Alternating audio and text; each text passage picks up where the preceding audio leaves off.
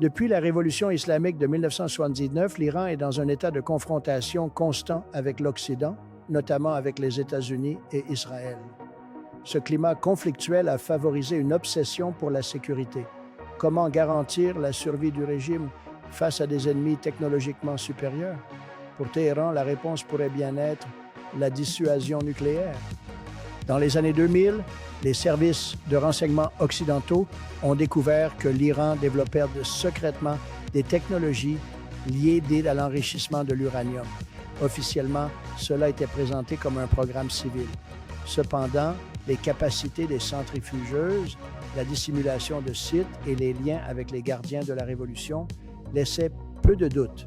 L'Iran visait à acquérir un savoir-faire nucléaire militaire, sinon l'arme elle-même.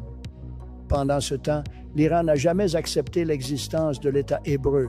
En retour, Israël considère la bombe iranienne comme une ligne rouge existentielle. Le résultat, des cyberattaques, des assassinats de scientifiques et du sabotage de sites nucléaires, un tiraillement invisible mais constant. Ce qui rend cette question explosive, c'est l'ambiguïté.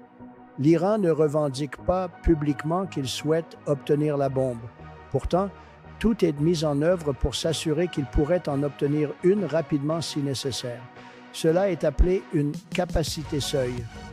Dans quelques mois, l'Iran pourrait enrichir suffisamment d'uranium pour produire une ogive.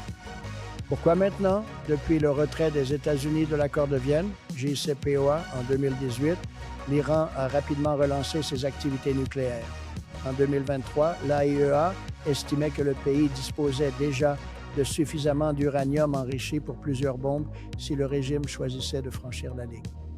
En conclusion, l'Iran n'exprime pas explicitement son désir de posséder la bombe, mais tous les signes indiquent qu'il souhaite être en mesure d'en acquérir une rapidement.